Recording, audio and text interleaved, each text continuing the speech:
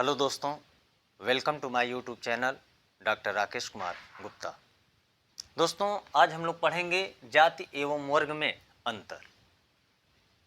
जाति और वर्ग दोनों ही सामाजिक स्तरीकरण के मुख्य आधार हैं, लेकिन दोनों में अंतर देखने को मिलता है। जाति व्यवस्था में विभिन्न जातियों के निर्माण का मुख्य आधार जन्म होता है, जबकि सामाजिक वर्ग का निर्माण विभिन्न आधारों पर होता है, जैसे धन, शिक्षा, जीवन स्तर इत्यादि। जाति और वर्ग में जो पहला अंतर है कि जाति एक बंद वर्ग है, जबकि वर्ग में खुलापन पाया जाता है। चूंकि जाति की सदस्यता जन्म पर आधारित होती है, इसलिए इसमें किसी भी प्रकार का परिवर्तन संभव नहीं है, जबकि वर्ग की सदस्यता में किसी भी समय परिवर्तन हो सकता है। जैसे ही व्यक्ति की संपत्ति, उसकी योग्यता और उसकी आर्थिक स्थिति में वृद्धि होती है, तो वह पहले से उच्च वर्ग की सदस्यता को प्राप्त कर लेता है। दूसरा अंतर है, जाति की सदस्यता प्रदत्त होती है, जबकि वर्ग की सदस्यता अर्जित होती है।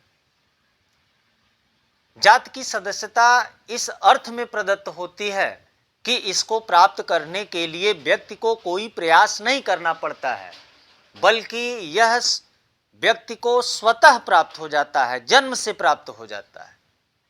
जबकि वर्ग की सदस्यता को प्राप्त करने के लिए या पहले की अपेक्षा उच्च वर्ग में जाने के लिए व्यक्ति को जागरूक होकर प्रयास करना पड़ता है।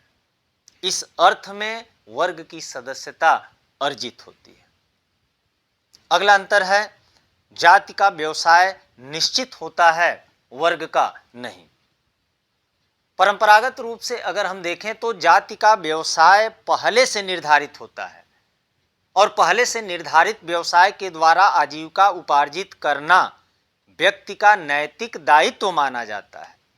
लेकिन दूसरी ओर वर्ग का आधार एक विशेष सामाजिक और आर्थिक परिस्थिति होता है, जिसको हम किसी भी व्यवसाय के द्वारा प्राप्त कर सकते हैं।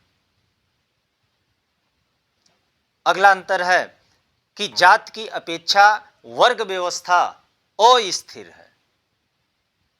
चूंकि वर्ग की सदस्यता व्यक्ति की सामाजिक और आर्थिक स्थिति से संबंधित होता है, यही कारण है कि इसमें परिवर्तन होता रहता है, जबकि जाति व्यवस्था एक अपेक्षाकृत एक अस्थायी संगठन है।